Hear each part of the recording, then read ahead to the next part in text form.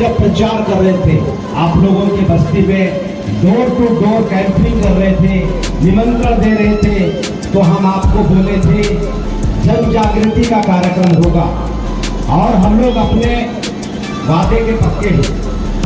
जन जागृति 200% गारंटी ये होगा। आज बहुजन मुक्ति पार्टी का दूसरा ऐतिहासिक राज्य अधिवेशन पत्थलगांव की इस पावन धरा पर हो रही है। साथियों नमस्कार दोस्तों, कैसे हैं आप? उम्मीद करता हूं कि आप बहुत ही अच्छे होंगे, स्वस्थ होंगे, मस्त होंगे और अपने काम में व्यस्त होंगे।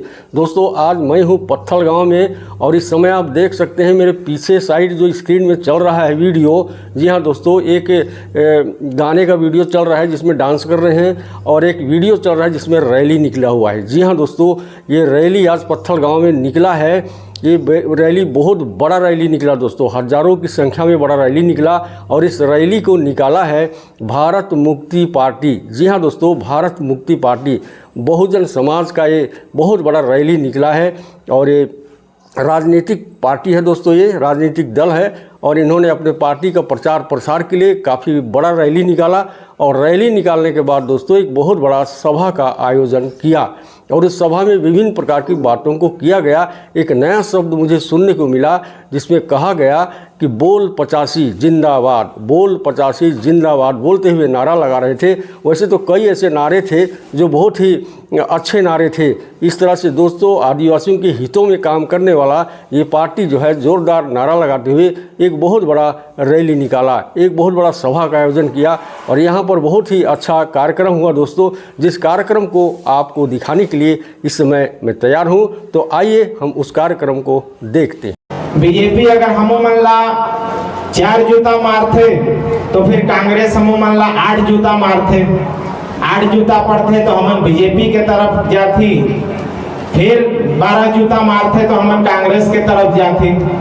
लेकिन वो दोनों के तो मालिक 3% के ब्राह्मण विदेशी मन हैं, तो हमू मन ला ये बात के समझना पड़ी। बहुजन मुक्ति पार्टी आज का जो विषय है ये बहुजन मुक्ति पार्टी के आत्मा की आवाज़। आज हमारे बहुजन समाज के लोग किस कदर इस देश में जी रहे हैं ये सबसे किसी से छुपा हुआ नहीं है। विषय है वास्तविक नेतृत्व के अभाव में, वास्तविक अगुवा के अभाव में SC ST यानी SC हमारे बहुजन समाज के जो जिन्हें महात्मा तो नहीं कहूँगा, गांधी जी ने हरिजन कहा, आज SC कहे जाते हैं, वो बहुजन समाज के हमारे DNA भाई हैं। बहुजन समाज बहुजन मुक्ति पार्टी ने आज से 268 सालों का मेहनत का सामान्य प्रशासन द्वारा बनाया हुआ कानून लागू नहीं होता है, फिर भी आज धड़ल्ले से इस क्षेत्र में कानून जो है लागू किया जा रहा है। हम देखते हैं कि BNS की धाराएं यहाँ लागू नहीं होती हैं। BNS की धारा 6(1) में लिखा हुआ है कि जहाँ लोकल लॉ लागू होता है वहाँ BNS की धारा काम नहीं करती है। लेकिन वर्तमान की परिस्थिति में अगर हम देखें तो यहाँ पे सामान्य प्रशासन द्वारा बनाया हुआ कानून लागू हो रहा है। इसका मतलब ये है कि आदिवासी क्षेत्र में अनुसूची 5 जो लागू होता है उसको अमल में नहीं लाया जा रहा है।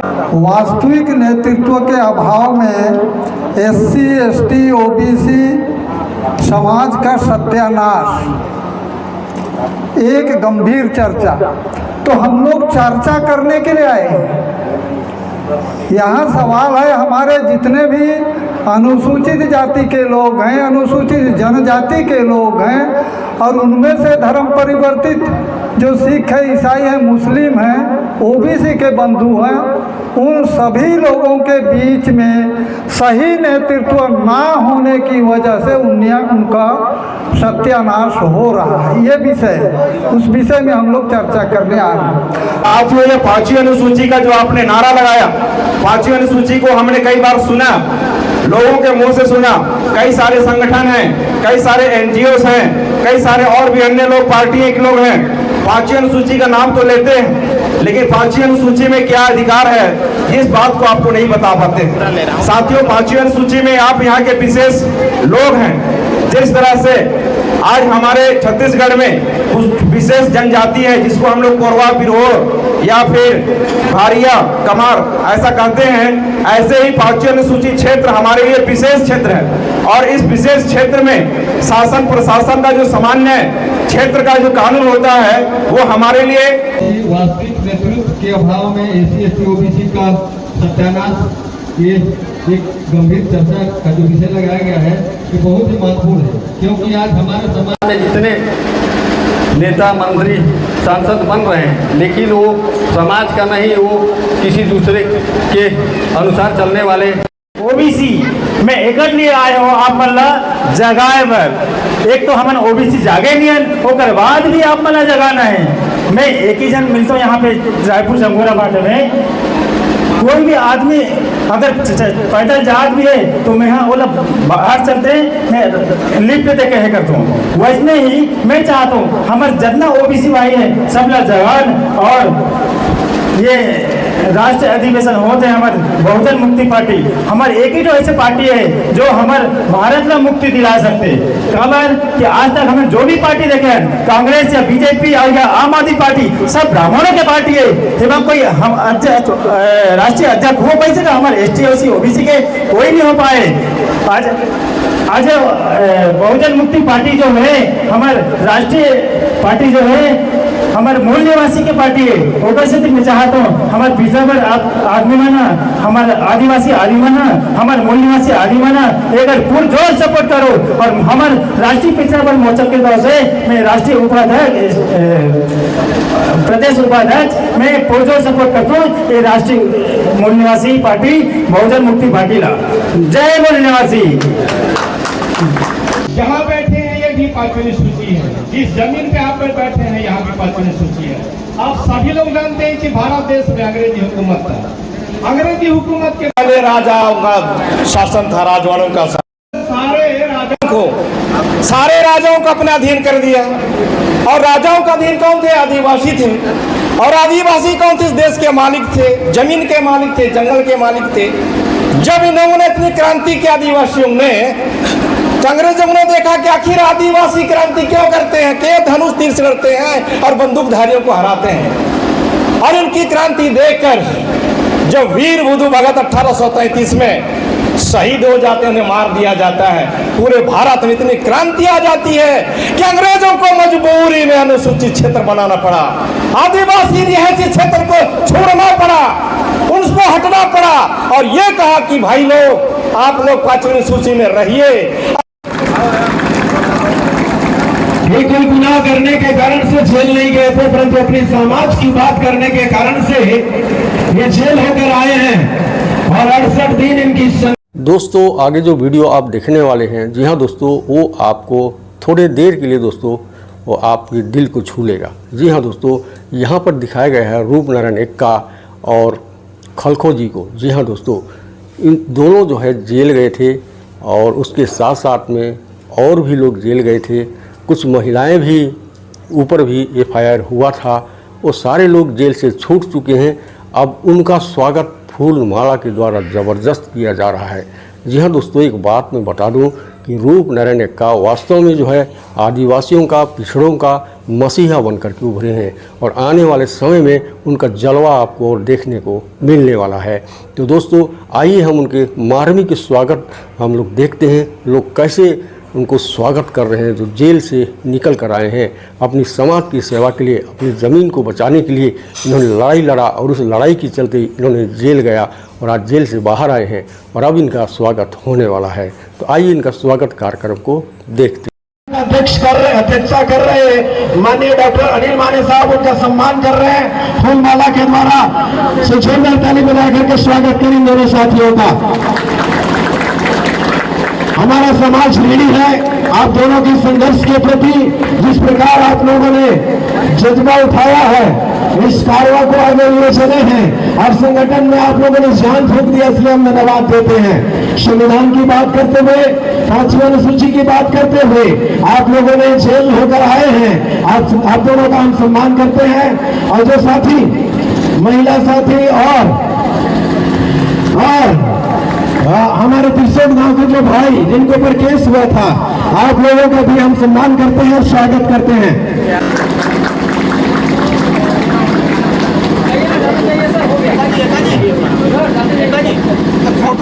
हम स्वागत करते हैं और सम्मान करते हैं इन भाइयों का, माताओं का, बहनों का, जो संघर्ष करते हैं अपने समाज के लिए, अपने हक अधिकार के लिए, अपनी जमीन को बचाने के लिए जेल तक होकर आए हैं। और जेल की दीवार को हमें लांघना है, कोई जंजीर हमें बांध नहीं सकता, अपने हक अधिकार को मांगना है। और स्वाभिमान की लड़ाई है ये, अपने वर्चस्व को बचाए रखने की लड़ाई है। सो डरे ना, हारे ना, थके ना, आगे बढ़ते रहें। और ऐसे ही संघर्षशील साथी आज आप सबके समक्ष यहाँ पर प्रस्तुत हैं, जिनका सम्मान किया जा रहा है, स्वागत किया जा रहा है। सो हमारे बीच में आज के इस कार्यक्रम का अध्यक्षता कर रहे माननीय डॉक्टर अनिल माने साहब इन साथियों का सम्मान कर रहे हैं, स्वागत कर रहे हैं। जोरदार तालियां। कितनी बड़ी बात है, अपने हक अधिकार के लिए उन्होंने पीछे नहीं हटा। और बाबा साहब ने कहा है, शिक्षा वो शेरनी का दूध है, जो पिएगा वो दहाड़ेगा। और इसलिए अपने समाज के लिए, अपने हक अधिकार के लिए दहाड़ना बंद ना करें, है ना। और एक लाइन है बाबा साहब का कि एक रोटी कम खा लेना पर अपने बच्चे को पढ़ाना जरूर, है ना। शिक्षा कितना अनिवार्यता है, अपने समाज को, अपने लोगों को लगाना, सिखाना, समझाना, ये हमारे अधिकार क्षेत्र में आता है। और जब तक संविधान कायम है, हम इस कार्रवाई को आगे बढ़ाते रहें। सो जितने साथियों का स्वागत किया गया है, हम तहे दिल से आप सबको धन्यवाद देते हैं। समाज के लिए संघर्ष करते हुए आप लोगों ने इस लड़ाई को अंजाम दिया है और इस संघर्ष के कार्रवाई को आगे बढ़ाते हुए माननीय रूप नारायण और सुनील खलको साहब, आप भी समाज के लिए लड़ते रहे।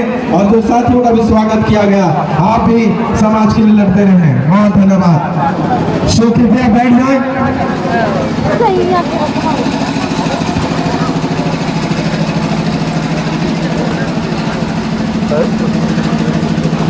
सर 6 मिनट बात करते हुए और इस स्वागत की कड़ी के उपरांत बहुत ही जाबाज धुरंधर, है ना, लगातार 48 सालों का मेहनत आज रंग लाता हुआ दिखाई दे रहा है। मैं आप लोगों को बताना चाहता हूं कि हमारे बहुजन समाज में जन्मे समस्त महापुरुषों ने अपने अपने समय में लड़ाइयां लड़ी थी। हमारे महापुरुषों के उन लड़ाइयों को आज हम लोग पुनर्जागृत कर रहे हैं। जैसा कि 1885 में आदिवासियों के भगवान, जननायक भगवान बिरसा मुंडा ने कहा था, अबुआ दिशुम अबुआ राज, यानी वो बताना चाहते थे हमारे जल जंगल जमीन पर, हमारे अपने देश पर हम लोगों का राज आएगा, हम उस पर राज करेंगे। छत्तीसगढ़ के ये जसपुर जिला के पत्थल गांव में हो रहा है और आज पूरे छत्तीसगढ़ से अलग अलग जिले से आए हुए सभी साथियों को जय मूल निवासी, जय जोहार। साथियों, आज कांग्रेस और बीजेपी दोनों 78 साल राज करते हुए हमारे जो समाज का जो दुर्दशा है, गति है, उस गति को हम लोगों के सामने आज प्रकट कर दिया है।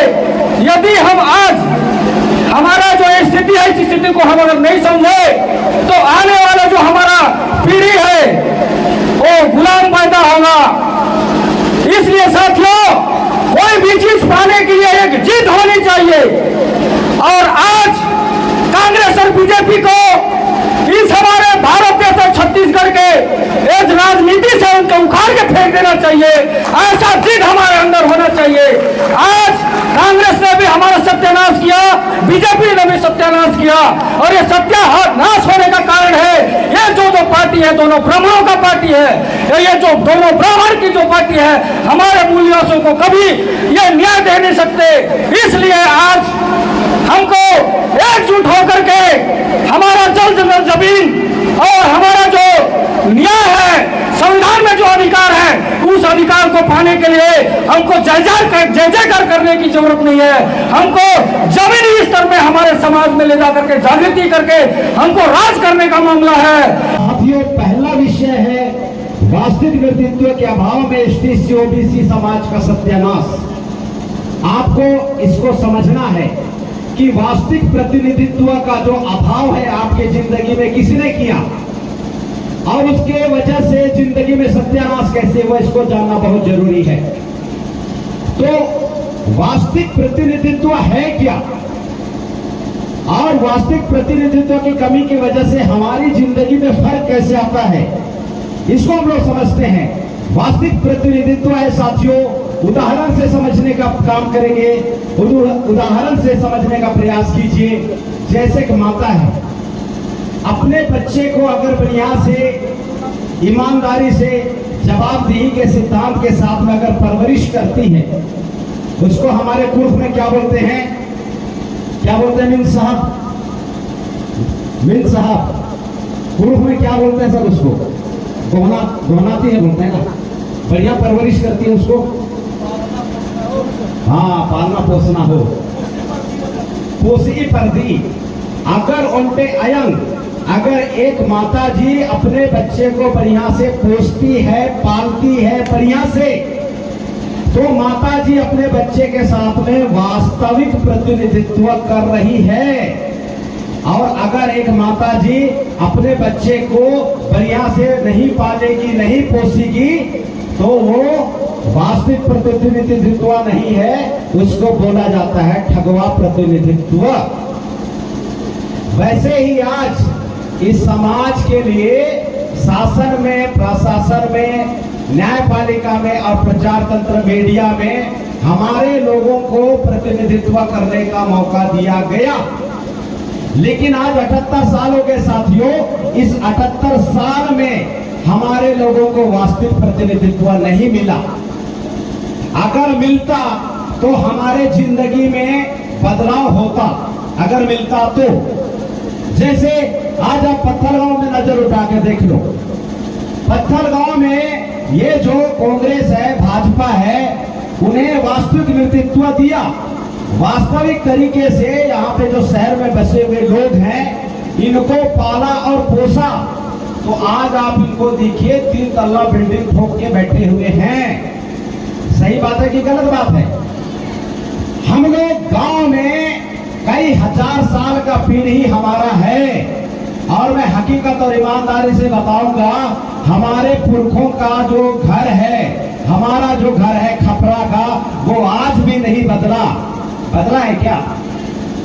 इसका मतलब कांग्रेस और भाजपा ठगवा प्रतिनिधित्व कर रहा है, ठगी करने का काम कर रहा है साथियों। इस ठगी के वजह से हमारा सत्यानाश हो रहा है। एक हमारा जो पिताजी होता है, हमारा बड़ा भैया होता है, हमारा गांव का मुखिया होता है, घर का मुखिया होता है, खेत में जाता है, खेत में वास्तविक प्रतिनिधित्व करता है, नांगर जुताई करता है ईमानदारी से। अगर वो खेत जोतने जा रहा हूं बोलेगा और जाके सुत जाएगा, खेत जुतेगा क्या? यानी कि वो सुतेगा, इसका मतलब वास्तविक प्रतिनिधित्व नहीं कर रहा है।